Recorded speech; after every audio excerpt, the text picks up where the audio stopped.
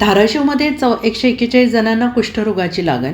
जिल्ह्यात 15 लाख लोकांची तपासणी. धाराशिव जिल्ह्यात आरोग्य विभागाच्या 16 दिवसांच्या कुष्ठरुग्ण शोध मोहिमेत तब्बल 15 लाख नागरिकांची तपासणी करण्यात आली.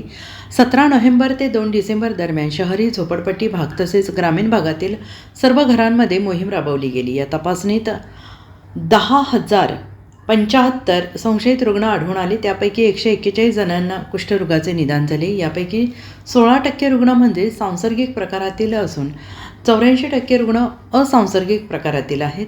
आरोग्य विभागाचे अधिकाऱ्यांचे म्हणणे आहे की प्रत्येक रुग्णाच्या संपर्कातील कमीत कमी 30 जणांची तपासणी केली जाते आहे आणि येत्या आठवडाभरात उर्वरित संशयितांची तपासणी पूर्ण होईल. मोहिमेअंतर्गत आढळलेल्या रुग्णांवर ताबडतोब उपचार सुरू करण्यात आलेले आहेत. सांसर्गिक प्रकारातील रुग्णांना 12 महिने तर असंसर्गिक प्रकारातील रुग्णाला 6 महिने औषध उपचार दिले जात आहेत.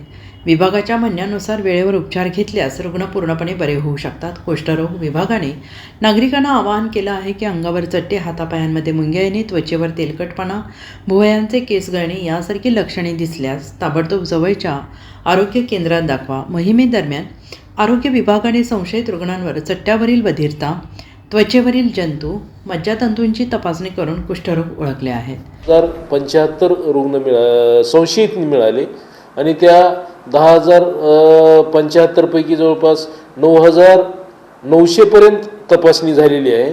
9,900 आजच्या घडीला म्हणजे कालच्या तारखेपर्यंत आपल्याकडे 141 हे लेप्रसीचे किंवा कुष्ठरोगाचे रुग्ण जे आहेत आपल्या जिल्ह्यामध्ये आढळून आले. Bureau report SBN Marathi, Dharashiv.